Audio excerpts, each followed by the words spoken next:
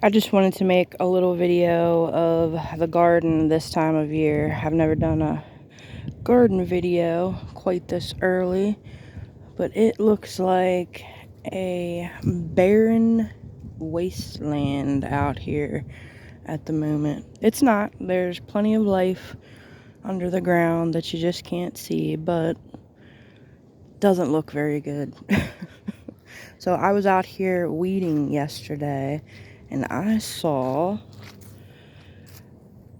some pansies that I planted last year. So these guys are pansies that came back. I took this, I don't know if you can see this like little chunk of dirt here. It was in a pot and I just stuck it in the ground. I had nowhere else to put it. I didn't expect for it to live. Definitely didn't expect for it to come back. So these guys are probably gonna bloom. I can't believe it. I'm pretty sure they're like annual flowers, so that was really cool to see. I was out here weeding and almost pulled it up because I never thought in a million years that my pansies would come back. I've never gotten any of those to bloom yet, so hopefully they do. That'll be really cool to see. Those are the Black King pansies from Baker Creek.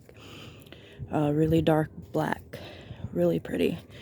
And then we have my little jugs here that I did some winter sowing in. So we have salvia here and foxglove, and it's really cool. It's working great. I checked yesterday. You can see seedlings coming up. See if you can see down in there.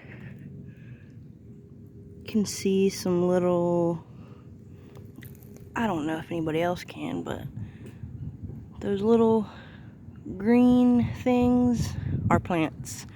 That's some salvia plants, and then there's little tiny specks of green down there. I know they're blurry, but those are foxglove seedlings.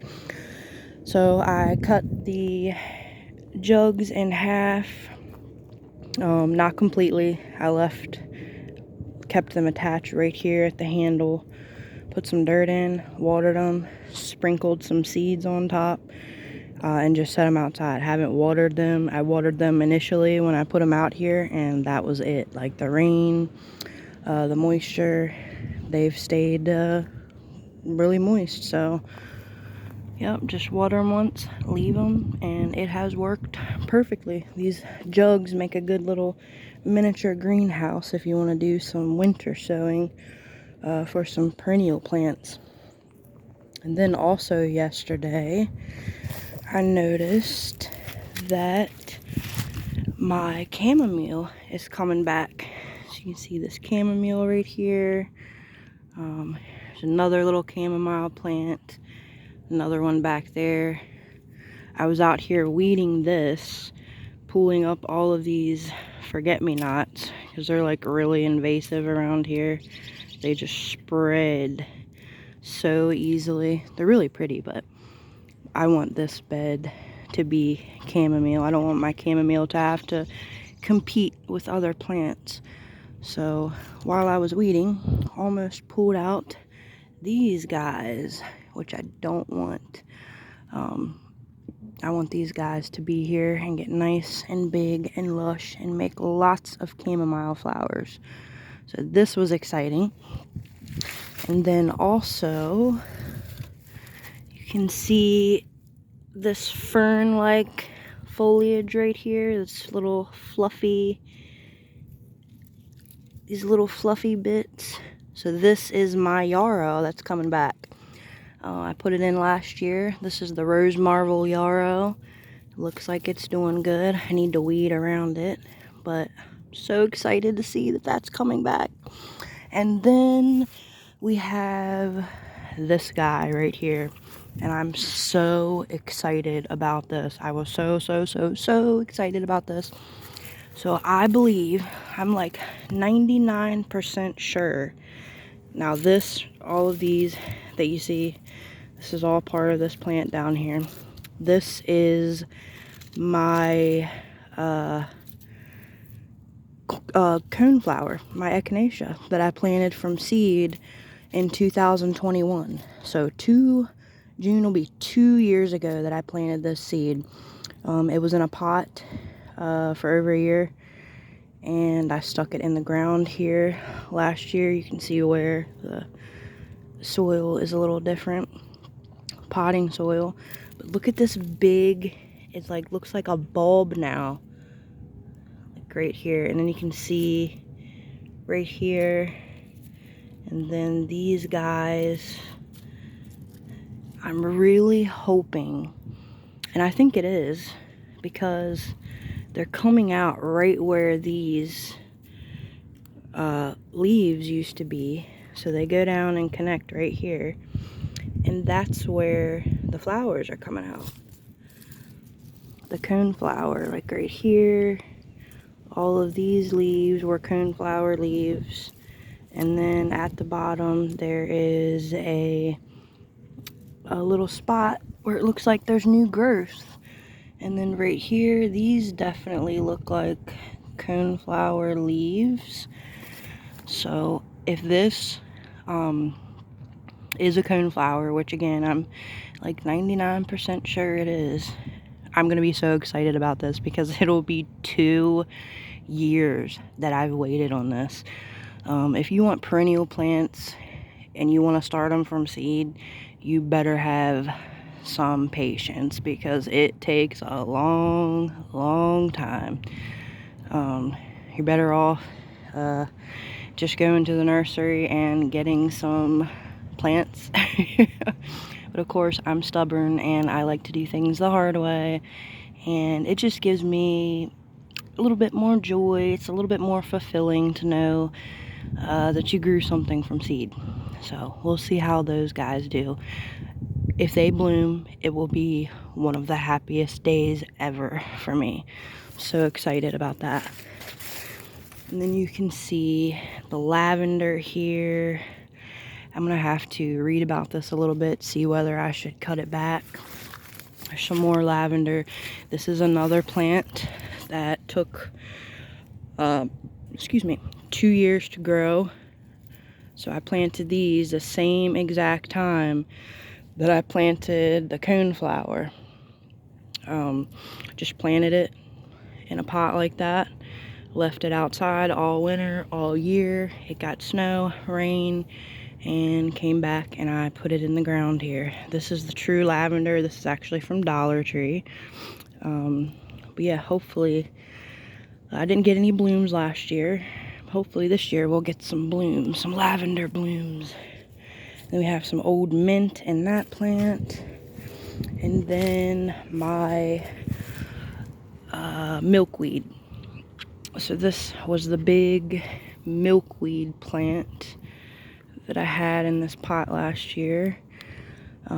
Definitely want to get it out of this pot. I know it's like torture for plants when you keep them in a pot. But I wasn't exactly sure, because wherever I put it, it's going to be permanent. I wasn't exactly sure where I wanted to put it. So this year I'm definitely going to be getting this guy out of this pot if it comes back, which I'm hoping that it will. It does feel really brittle, maybe hollow. So I might have to get another one, unfortunately. I do have milkweed seeds, but I don't know if I'm that patient this time around. That was actually bought from a nursery. I didn't grow that milkweed from seed. I haven't been successful so far with getting them to germinate, and if I have, the bugs have eaten them. So this is the rosemary. I'm gonna have to see if I should cut this back too. Looking really brown, but it's still alive. And then we have the sage here. The sage is looking pretty good. Next month, this plant will probably be like really spread out and bushy by April or May. So I'm glad to see that this is still alive. Really beautiful sage. That's a golden sage. The year before last I had purple sage. This is definitely more beautiful in my opinion. I just like it there. It's just a pretty bush, and it's sage, it's an herb. And over here, I don't see anything else that has came back. Just a ton of weeds, a ton of clover, a ton of this snake berry, as they call it. It looks like strawberries, but it's not. So this is what strawberry leaves look like, but this is, there's little like thorny looking berries. But and then we have some forget-me-nots. As you can see, the little blue flowers. They are pretty. They're a really nice ground cover too, but they just spread around here so fast. And you can see the garden beds. I've covered them up with some leaves. We've been throwing everything in here, eggshells, onions. So this soil should be nice and ready to go. I'm still gonna put some granular fertilizer in here and give it a little bit more nutrition before I stick my plants in. You can see here, this bed, tons of weeds. See all the eggshells. We put pumpkins in here, our Halloween pumpkins. Just threw the whole pumpkin in here. And then I take out like the big leftover bits. I'm not sure if I should mix in these leaves into the soil or just scrape them out. I don't know. I'm gonna have to do a little bit of research on that also. But yeah, I can't wait to see these pansies. Really excited about that.